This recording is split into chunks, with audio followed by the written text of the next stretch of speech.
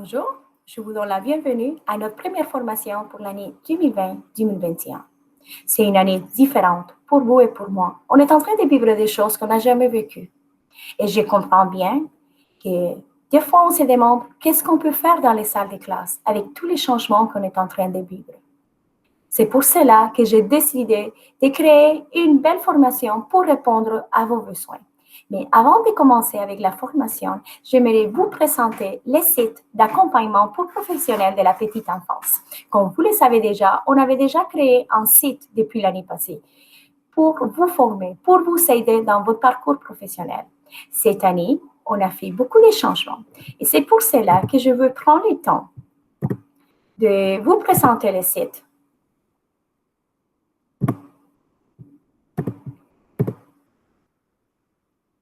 Et vous donner la chance d'aller l'explorer avec moi.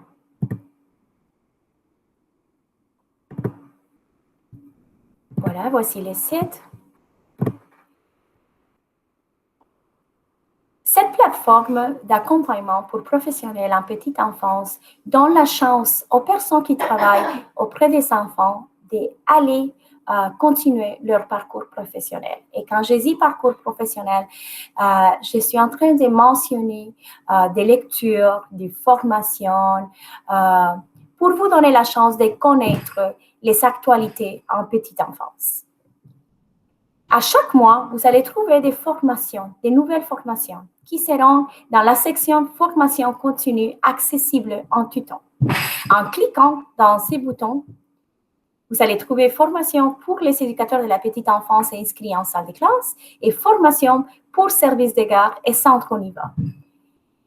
Bien sûr, je vous invite soit à consulter une ou l'autre section, mais la section qui vous intéresse, ça serait formation pour les éducateurs de la petite enfance en salle de classe. En cliquant dans cette section, vous allez trouver la formation pour le mois d'octobre. Et comme je l'avais déjà mentionné, la formation porte sur le sujet comment parcourir les programmes de la maternelle et jardin des enfants dans le contexte COVID-19. Il y a une description de la formation pour vous donner une idée et ainsi les résultats d'apprentissage. À chaque formation, vous allez trouver des résultats d'apprentissage parce qu'on veut que vous sachiez ce que vous allez apprendre par la fin de la formation. En cliquant dans les boutons « Entrée », ça va vous amener dans une section où vous allez trouver la présentation, ça veut dire les notes dans lesquelles moi, je vais commenter, je vais vous aider pendant la formation.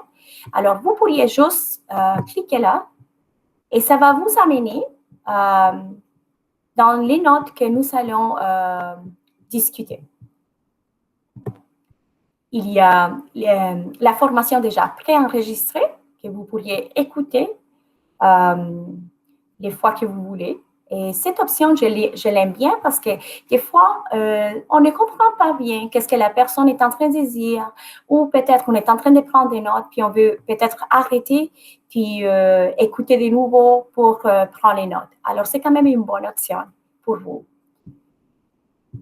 Et ici, vous allez trouver un questionnaire avec des questions à propos de la formation. Et je veux juste vous mentionner que le questionnaire n'est pas pour vous évaluer. C'est un questionnaire plutôt pour vous faire réfléchir. On veut vous mener à la réflexion, que vous prenez le temps de dire « Oh, peut-être je ne suis pas en train de faire ceci dans ma classe ou je devrais faire ce qu'elle est en train d'expliquer. » Alors, comme je vous ai dit, c'est juste un questionnaire pour vous mener à la réflexion. Une fois que vous terminez le questionnaire, vous allez trouver l'attestation. Et l'attestation, vous pourriez l'imprimer et insérer votre nom ou si vous avez de la difficulté pour remplir les noms dans l'attestation, vous pourriez juste me contacter et je vais vous aider. N'oubliez pas que chaque formation et chaque lecture professionnelle que vous faites dans cette plateforme, vous pourrez l'inclure dans votre portfolio que l'Ordre des éducateurs de la petite enfance vous demande. Vous allez aussi trouver les ressources dont nous allons parler. Alors, je vous invite de prendre le temps d'aller lire chaque ressource. Elles sont des ressources très riches et on a pris vraiment le temps de bien choisir les ressources pour vous aider pendant ces temps.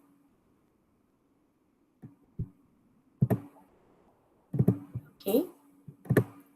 Alors, nous allons entrer dans les sujets. Les sujets où nous allons discuter ce matin, c'est comment parcourir les programmes dans les contextes COVID-19. Je comprends bien que ce n'est pas un contexte facile et ça nous fait nous questionner, nous poser la question comment je pourrais continuer à offrir les programmes aux enfants. Avant de commencer à discuter à propos de ces sujets, je vous fais le rappel encore une fois que les certificats seront disponibles à la fin de la formation. Les ressources dont nous parlons seront également liées aux notes de l'émission. Aussi, c'est important de parler du bien-être. Il faut toujours se concentrer sur vous-même et sur ce que vous pouvez contrôler. Il ne faut pas oublier qu'on ne peut pas tout contrôler. On n'a pas le contrôle de tout ce qui se passe. Donnez la priorité à votre santé. N'oubliez pas que nous n'avons pas toutes les réponses pour le moment. Moi, je n'ai pas les réponses et vous non plus. Concentrez-vous sur devenir une meilleure version de vous-même. Les programmes de la maternelle et jardin d'enfants reflètent la conviction que les enfants de 4 et 5 ans sont des apprenants capables et compétents, pleins de potentiel et prêts à s'approprier de leur apprentissage. Ils abordent les enfants comme des individus uniques qui vivent et apprennent au sein des familles et des communautés. L'objectif de cette formation est de permettre aux éducateurs de la petite enfance inscrits de réfléchir à les meilleures façons d'intégrer tous les aspects importants du programme des maternelles et jardins d'enfants, tout en adhérant au protocole de santé et de sécurité établi par les responsables de la santé publique. Le moment est venu pour vous, éducateurs de la petite enfance, de réfléchir, repenser et remodeler certains aspects de votre programme afin de mieux répondre aux identités individuelles, aux forces et aux besoins des enfants de votre classe et d'assurer la santé et la sécurité de tous. Il ne faut pas oublier que le jeu est un vecteur d'apprentissage et un moyen pour les enfants de montrer leur réflexion. Maintenant, il y a une question qui vient à mon esprit et bien sûr, c'est une question qui peut aussi venir à votre esprit. Et c'est comment les programmes peuvent rester pareils. Ça, c'est une question difficile peut-être à répondre, mais nous allons l'aborder dans quelques minutes. Mais avant de répondre à cette question, j'aimerais prendre le temps de vous dire que vous, éducateurs de la petite enfance, vous êtes flexibles et vous pouvez vous adapter aux forces et aux besoins individuels des enfants et des familles. Les éducateurs de la petite enfance s'engagent dans des relations positives et des soutiens avec toutes les familles, les enfants et la communauté scolaire. Les éducateurs de la petite enfance planifient et co-enseignent en équipe.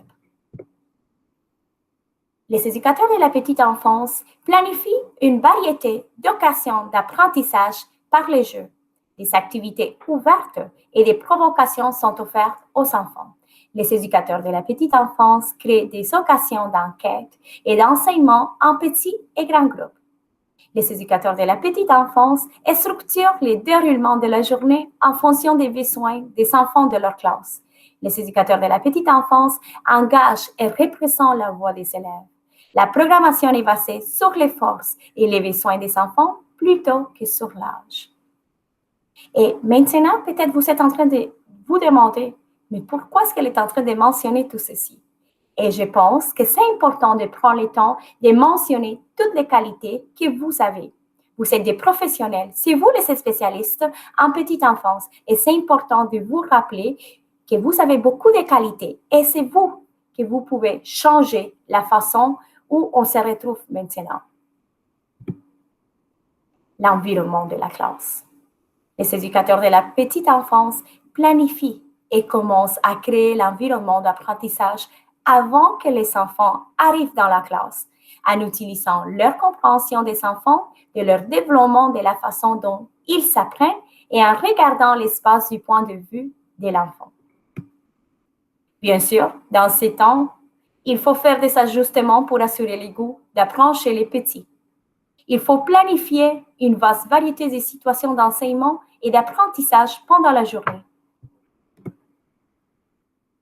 Depuis le mois de septembre, on est en train de suggérer des idées, des stratégies, des activités. J'espère bien que vous vous rappelez quand on vous avait présenté les guides d'encadrement présentiel et virtuel pour les retours dans les écoles. Maintenant, ce matin, nous allons encore aborder certaines choses qu'on avait déjà discutées ensemble. On vous propose de faire des activités à l'extérieur et à l'intérieur. On a toujours tendance d'oublier l'extérieur. On pense qu'on doit faire des activités juste à l'intérieur de la classe. Ici, je vous partage un gabarit d'idées que vous pourriez aller consulter en tout temps et que vous pourriez adapter dans votre salle de classe. Nous allons juste aborder la première idée où ça dit variante au jeu Jandy. Vous connaissez déjà ce jeu, c'est un jeu très populaire. Et vous pouvez demander aux enfants, Jandy, dessine un bonhomme souriant. Les amis, Jandy, saute et lève tes bras. Ou les amis, Jandy, fais silence. Vous pouvez toujours adapter cette activité selon les besoins de votre salle de classe. On vous encourage à faire des activités en grand groupe et en petit groupe individuel. Aussi, vous pouvez faire des activités nécessitant certains matériels, par exemple des activités de mathématiques ou des activités où vous n'avez pas vraiment besoin d'aucun matériel, comme les activités de conscience phonologique et de communication orale. Vous pouvez aussi faire des activités amorcées par l'adulte et amorcées par l'enfant. Vous pouvez aussi faire des activités sédentaires, de courte durée, et activités qui permettent aux enfants de bouger, comme les activités d'APQ. On vous encourage à accorder des grands blocs de jeu. Les enfants ont besoin de continuer à jouer, peu importe le contexte où on se retrouve. Il faut permettre aux enfants de varier l'emplacement et les positions. Par exemple, jouer sous les tables, pupitres, à plat ventre, debout. Pour favoriser et varier les jeux amorcés par l'enfant durant cette pandémie, je vous encourage à mettre à la disposition des enfants des trousses individuelles avec matériel tel que des crayons, gomme à effacer, crayons de couleur, papier, marqueur, bâton d'école, ciseaux, petit tableau blanc, ruban gommé, cadre à 5 ou 10 cases, carte à jouer, cahier d'écriture ou planche à pince avec papier, des petits livres, pièces détachées. Les pièces détachées sont très attirantes pour les enfants. Et quand on mentionne pièces détachées, on parle de coquillages, de boutons. Vous pouvez aussi insérer des dés, une loupe, la pâte à modeler, un livre, des figurines, des lettres, des chiffres aimantés à manipuler, des cubes, des jetons, des billes, des perles. Les possibilités sont infinies. C'est vraiment à vous de décider qu'est-ce que vous allez mettre dans ces trousses parce que c'est vous qui vous connaissez les enfants. Aussi, vous pouvez créer des provocations individuelles. Vous pourriez afficher au tableau tactile une photo ou une affiche où les enfants, pour inciter les enfants à une provocation. Alors, par exemple, ici, on a une photo d'une petite fille qui est en train d'observer des branches et des feuilles. Alors, soit qu'elle est en train de faire une suite, soit qu'elle est en train de parler de la texture, la couleur, les possibilités sont infinies. Ici, je vous laisse un lien. Vous pourriez aller regarder dans vos temps et ça va vous montrer à quoi ressemble une salle de classe où est mise en pratique la planification par provocation.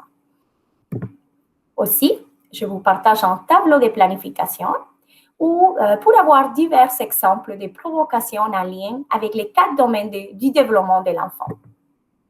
Je les trouve très intéressants, ces tableaux, et vous pouvez aussi trouver les matériels requis et les pistes de questionnement. Vous n'êtes pas obligé de faire une planification pareille, mais au moins, ça vous donne des idées. Dans les prochains diapos, je vais vous montrer des photos provenant de diverses sources avec l'équipe pédagogique systémique du conseil scolaire. On a trouvé des photos pour vous aider à savoir quoi faire pendant la journée. Ici, il y a 2 photos que je les trouve très intéressantes.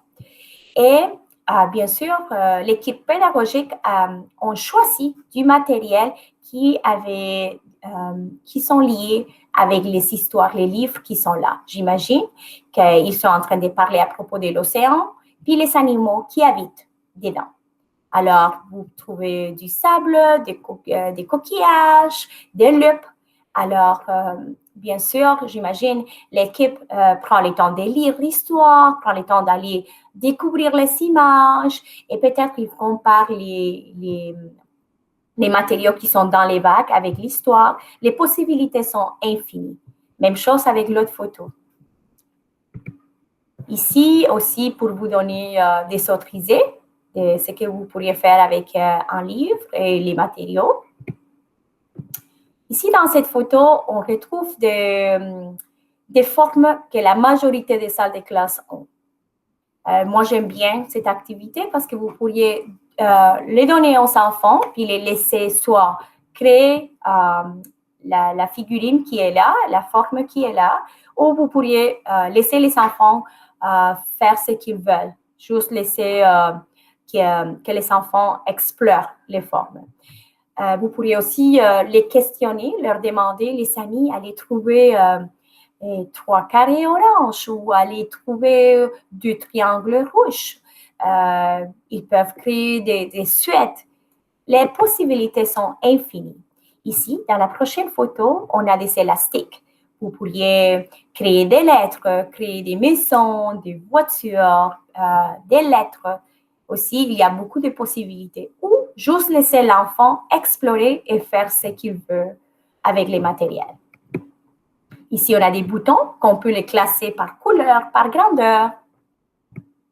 Ici, aussi, on peut parler à propos de la longueur. On peut créer des lettres. On peut parler à propos si les troncs sont grands, petits. Ici, des activités en numératie pour créer des tours. Ici, on a des verres avec des boutons. Alors, vous pourriez même demander à l'enfant d'aller dans la salle de classe et aller trouver un objet selon les boutons qui sont sur les verres. Ici, vous voyez une photo d'une trousse, comme je l'avais déjà mentionné, avec des objets déjà choisis, comme la colle, la pâte à modeler, les crayons. Alors, ça, c'est juste pour vous donner une idée de qu'est-ce que vous pourriez mettre dans une trousse. Ici, encore du papier avec des marqueurs que vous pourriez donner à l'enfant pour qu'il peut faire ce qu'ils veulent. Même chose ici, on a la pâte à modeler, on a les lettres aimantées des animaux. On a ici les citrouilles, où vous pourriez avoir une discussion à propos de la grandeur, la taille, la couleur, la texture. Ici, vous pourriez aussi demander à l'enfant de faire des tours, des suites, des constructions. Aussi, il faut favoriser les jeux à l'extérieur. Vous pourriez demander aux enfants de faire une chasse aux éléments de la nature, aller observer et identifier les oiseaux, les arbres. Vous pouvez faire une marche de littératie. Vous pouvez aussi faire une cherche et trouve à l'extérieur. Et ça, c'est une activité qu'on avait déjà proposée pendant les printemps. Alors, j'aime bien cette activité. Ça, c'est quelque chose comme un défi que vous pourriez demander aux enfants de faire, puis après avoir une discussion avec eux. Vous pouvez aussi faire la visualisation en observant le ciel ou en observant la nature. Vous pouvez aussi créer un journal où l'enfant pourra écrire la météo puis ses découvertes de la journée. L'enfant pourra utiliser son sens d'observation en disant « Oh, ce matin, il faisait froid, ce matin, il faisait chaud » ou « J'ai observé des feuilles par terre ». Aussi, vous pourriez faire un bricolage avec des feuilles d'arbres ou des autres trésors de la nature. Quand moi, j'étais en salle de classe, j'aimais beaucoup aller dehors pour aller explorer et chercher des objets de la nature pour faire de belles créations. Vous pouvez aussi faire une marche sur des troncs d'arbres ou sur des autres surfaces de textures différentes. Vous pouvez aussi observer la nature et poser des hypothèses. Vous pouvez faire des exercices. Vous pouvez faire le jeu Simonzi. Et si vous manquez des idées, je vous laisse 2 liens ici que vous pourriez aller explorer pendant vos temps libres. Il faut continuer à faire des situations d'enseignement et d'apprentissage guidées en petits groupes. Je vous encourage à intervenir auprès des enfants par l'entremise d'activités d'apprentissage en petits groupes de 3 à 4 enfants, tout en respectant la distanciation sociale et en offrant à chaque enfant son propre matériel. Vous pouvez faire des activités de conscience phonologique ou aucun matériel requis, puis selon les besoins du groupe et l'habilité à développer. Ici, je vous partage un tableau qui a été révisé en mai 2020. Puis, c'est concernant les habilités essentielles en conscience phonologique. C'est pour cela que je vous encourage d'observer les enfants de votre classe. Les enfants ne sont pas tous au même niveau. Alors, prenez le temps d'aller lire ces tableaux, puis peut-être les partager avec vos partenaires de classe pour savoir quelle sorte d'activité vous pourriez planifier pour développer la conscience phonologique dans votre salle de classe. Vous pouvez aussi créer des activités de mathématiques selon les besoins du groupe et l'élément sous-jacent à développer. Par exemple, vous pouvez distribuer une collection d'objets à chaque enfant et demander à l'enfant de compter les objets. Vous pouvez observer si l'enfant fait preuve de compter en ordre croissant, la correspondance des 1 en 1 et la non-pertinence. Ici, je vous laisse un lien pour vous donner des idées des activités. Vous pouvez aussi faire des activités de communication orale. Par exemple, vous pouvez montrer aux enfants une affiche et une photo, puis aller avoir une discussion, aller leur demander de ce qu'ils sont en train d'observer dans la photo. Vous pouvez aussi faire des activités d'écriture guidée selon les besoins du groupe. Ici, je vous partage les continuums pour l'évolution du processus d'écriture chez l'enfant.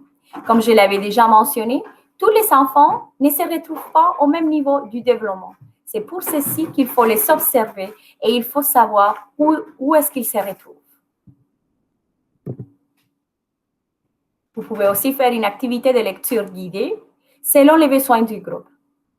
Vous pouvez aussi faire la lecture en tenant les livres à l'envers, puis comme ça, vous allez observer si les enfants se rendent compte.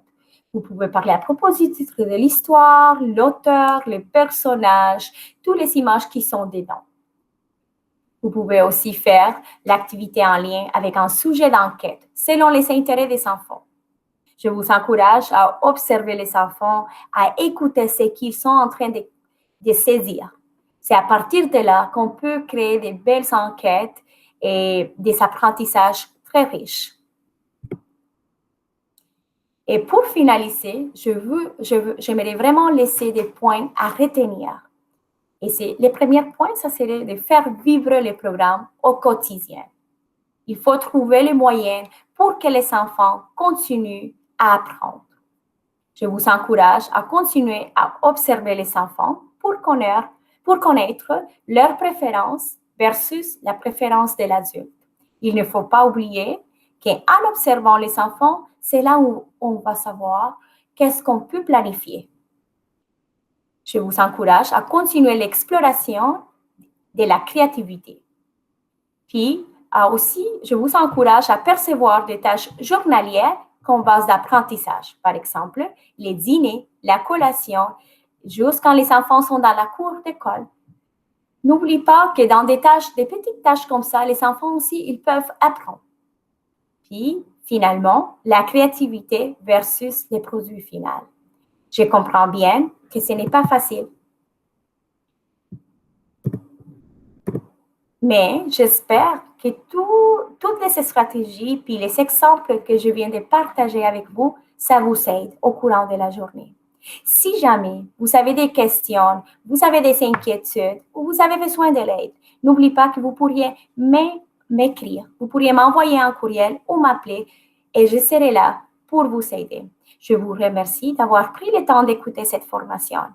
Au plaisir de pouvoir continuer à vous former et vous aider dans votre parcours professionnel. Bonne journée à vous.